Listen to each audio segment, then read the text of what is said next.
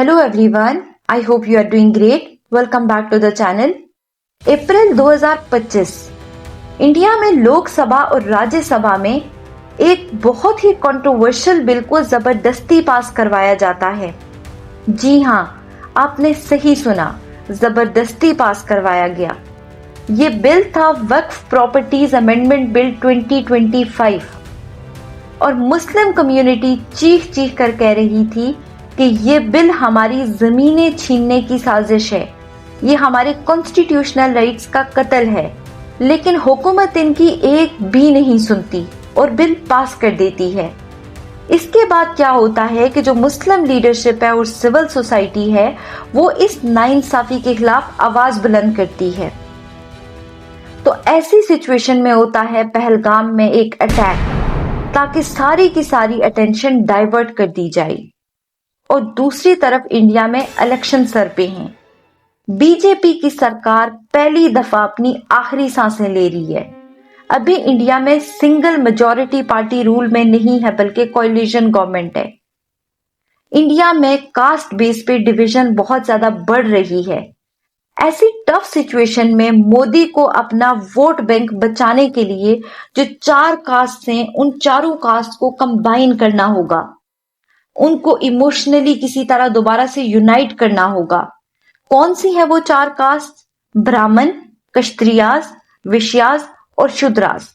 इन सबको एक प्लेटफॉर्म पर लाना है। अब इन सबको एक प्लेटफॉर्म पर कैसे लाया जाएगा जब कोई चीज पाकिस्तान के अगेंस्ट होगी? इसलिए अटैक हुआ और इल्जाम किस पे लगा? पाकिस्तान पे। और इंडिया में चारों कास्ट के लोग यूनाइटेड हो जाते हैं पाकिस्तान के अगेंस्ट। और इस अटैक का एक और फायदा भी होता है, इंडिया को बहाना मिल जाता है इंडस वाटर ट्रीटी को सस्पेंड करने का, जिसको वो बहुत टाइम से करना चाह रहे थे। भारतीय हुकूमत ने सिंतास मुआहदे को मुअत्तल करने का बाज़ाब्ता नोटिफिकेशन जारी कर दिया है। क्या ये सब एक इत्तेफाक है या एक सोची समझी स्ट्रैटेजी थी कि एक तीर से 4 शिकार कर लिए जाएं? ये सब और बहुत कुछ हम देखेंगे आज की वीडियो में। आइए स्टार्ट करते हैं।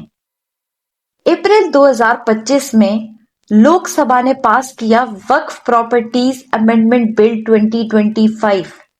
वोट कितने मिलते हैं लोकसभा से? 288 वोट होते हैं फेवर में और 232 आते हैं अगेंस्ट। और राज्यसभा में जब ये बिल जाता है तो वहां पे 128 वोट आते हैं फेवर में और 95 आते हैं अगेंस्ट। मुस्लिम्स का बहुत ही सिवियर रिएक्शन था इस पे। असदुद्दीन ओवैसी ने लोकसभा में इस बिल को फाड़ कर फेंक दिया, प्रोटेस्ट किया और कहा कि ये बिल इंडियन कॉन्स्टिट्यूशन के आर्टिकल 14 और 26 की वायोलेशन है। क्या किया उन्होंने? उस कानून को फाड़ दिया। तो मैं गांधी की तरह इस कानून को फाड़ता हूं। ये अनकॉन्स्टिट्यूशनल है सर। अब हम बात करेंगे वक्फ आखिर है क्या और ये आर्टिकल्स क्या कहते हैं। वक्फ क्या होता है? वक्फ असल में इस्लामिक इंस्टीट्यूशन है जिसमें लोग अपनी जमीन या जो भी जायदाद होती है वो इस्लाम के नाम पे डोनेट कर देते हैं। फिर बाद में उससे स्कूल्स बनते हैं, मस्जिदें बनती हैं, ग्रेवयार्ड्स बनते हैं, हॉस्पिटल्स बनते हैं। ये सब कुछ वक्फ के अंडर आता है। ये सिस्टम हजारों सालों से इस्लाम की सोशल और रिलीजियस लाइफ की बैकबोन रहा है। इस बिल की इतनी ओपोजिशन क्यों हो रही है? हम इसके कुछ कंट्रोवर्शियल क्लॉजेस पे बात करते हैं। पहले क्या होता था कि once a Waqf always a वक्फ का कॉन्सेप्ट था कि एक दफा किसी ने जमीन डोनेट कर दी वक्फ के अंडर तो वो परमानेंट वक्फ के अंडर ही चली जाएगी। वक्फ लैंड को नॉर्मल प्रॉपर्टी से अलग प्रोटेक्ट किया जाता था। लेकिन नए अमेंडमेंट बिल में क्या होता है, मिसमैनेजमेंट और लीगल डिस्प्यूट्स का एक्सक्यूज बनाकर वक्फ लैंड को रिक्लेम करने का रास्ता खोल दिया जाता है। लिमिटेशन एक्ट अप्लाई किया जाता है जो कि मुस्लिम्स को कबूल नहीं है। लिमिटेशन एक्ट क्या है कि सिर्फ प्रैक्टिसिंग मुस्लिम जो कि 5 साल से इस्लाम को प्रैक्टिस कर रहा है वो वक्फ लैंड डोनेट कर सकता है। पहले ऐसा नहीं था, पहले ये रिस्ट्रिक्शन नहीं थी। और दूसरा कंट्रोवर्शियल क्लॉज ये है कि एक वक्फ ऑफिसर अपॉइंट होगा जो सिंगल हैंडेडली डिसाइड करेगा कि कोई भी लैंड वक्फ की है या नहीं है और अगर कहीं डिस्प्यूट होता है तो किसकी से फाइनल होगी? वो उस ऑफिसर की होगी। उसके डिसीजन को फाइनल माना जाएगा बिना किसी जुडिशियल रिव्यू के। मुस्लिम्स कहते हैं कि ये कॉन्स्टिट्यूशन के आर्टिकल 14 और 26 की क्लियर वायोलेशन है। आर्टिकल 14 क्या है? Right to equality. इसको वायोलेट किया गया है। कैसे? क्योंकि सिर्फ मुस्लिम्स के वक्फ लैंड को टारगेट किया गया है, किसी और रिलीजियस कम्युनिटी के लैंड को कोई टारगेट नहीं किया गया। हालांकि इंडिया एक सेक्युलर स्टेट कहलाती है और सेक्युलर स्टेट में और भी माइनॉरिटीज हैं, लेकिन टारगेट बनते हैं कौन? सिर्फ मुस्लिम्स। इसलिए ये आर्टिकल 14 की क्लियर वायोलेशन है। सेकंड कौन सा आर्टिकल है? 26। आर्टिकल 26 क्या कहता है? Freedom to manage religious affairs. इसको भी वायोलेट किया गया है, जो रिलीजियस ग्रुप्स को अपनी प्रॉपर्टीज मैनेज करने का हक देता है, लेकिन यहाँ पे वो अपनी प्रॉपर्टीज को मैनेज नहीं कर सकते हैं। सो इसलिए आर्टिकल 26 की भी वायोलेशन है। असउद्दीन ओवैसी और डिफरेंट और पॉलिटिकल पार्टीज और उनके लीडरान ने सुप्रीम कोर्ट में पिटीशन फाइल कर दी है इस बिल के अगेंस्ट। सिर्फ मुस्लिम नहीं, सिख्स भी अपने कंसर्न शो कर रहे हैं। उनका ये कहना है कि आज मुस्लिम्स के वक्फ को छीना जा रहा है तो कल तो गुरुद्वारा प्रॉपर्टीज को भी टारगेट किया जाएगा, तो तब हम क्या करेंगे? अमरिंदर सिंह राजा ने असेंबली में मुस्लिम्स को सपोर्ट करते हुए एक जबरदस्त स्पीच दी। उसमें उन्होंने कहा कि वो मुस्लिम्स को सपोर्ट करते हैं। लिमिटेशन एक्ट की बात कर रहे हैं आप, और किसी धार्मिक स्थानों पर तो लिमिटेशन एक्ट लागू नहीं होता, इनके ऊपर क्यों?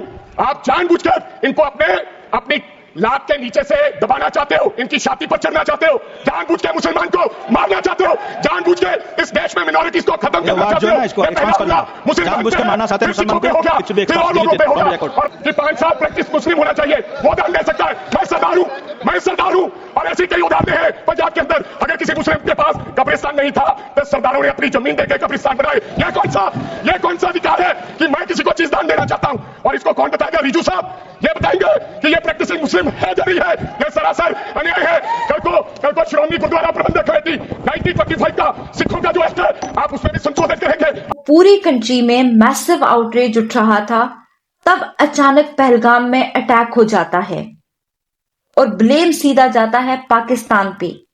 मीडिया और पब्लिक की अटेंशन इंस्टेंटली शिफ्ट हो जाती है इस मसले से और वक्फ बिल का जिक्र एकदम से खत्म हो जाता है। एक्सपर्ट्स का यही कहना है कि ये एक carefully planned false flag operation है, जिसका ऑब्जेक्टिव इंटरनल फेलियर से अटेंशन हटाना है।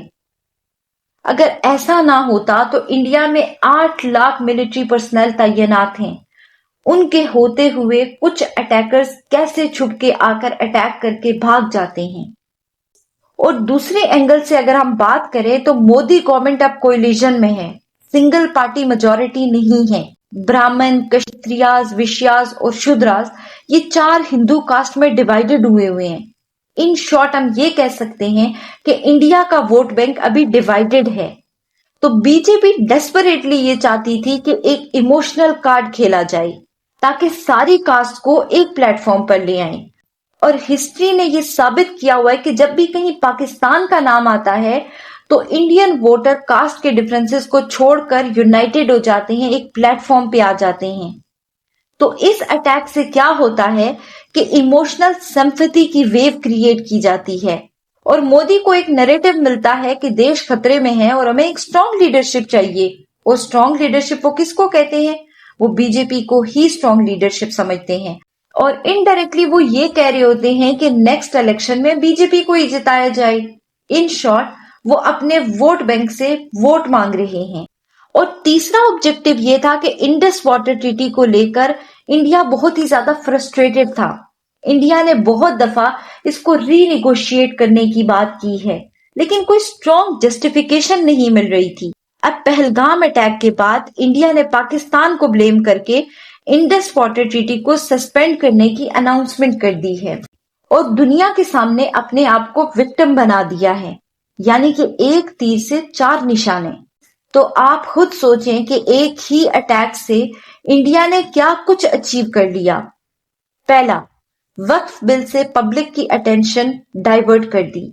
दूसरा, कास्ट डिवाइड को इमोशनल यूनिटी में बदल दिया इलेक्शन के लिए। तीसरा, पाकिस्तान को ब्लेम करके इंटरनेशनल सिंपैथी ले ली। और चौथा, इंडस वाटर ट्रीटी को रीनिगोशिएट करने का एक सुनहरा मौका मिल गया।